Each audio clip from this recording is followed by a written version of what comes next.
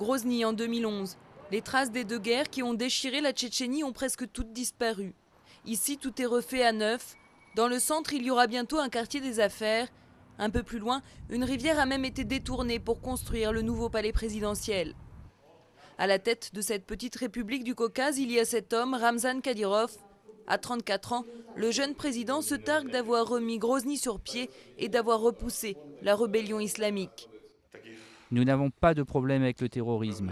Il reste quelques dizaines de bandits qui ne savent plus quoi faire. Nous les cherchons tous les jours, nous les anéantissons. Et je ne connais pas d'endroit dans le monde où il n'y aurait pas de terroristes.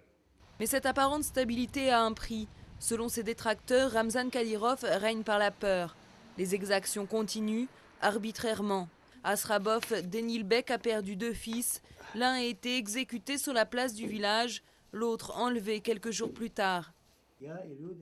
Mes 2 autres fils ne peuvent plus dormir à la maison. Ça fait 1 an qu'ils sont en fuite. La nuit, quand on ferme la maison, ma femme se met à pleurer. Et moi aussi. Asrabov Denilbek est l'un des rares à parler devant la caméra. En Tchétchénie, les gens ont peur de critiquer le régime. Et même les ONG se taisent.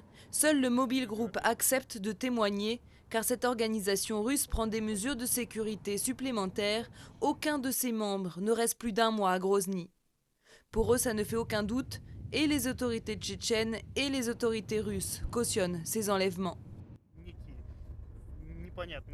Ce ne sont pas des inconnus qui commettent ces exactions, ce sont les forces de l'ordre.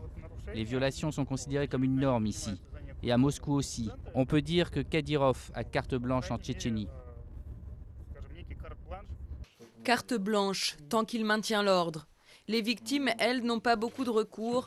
Les plaintes en justice n'aboutissent pas en Russie.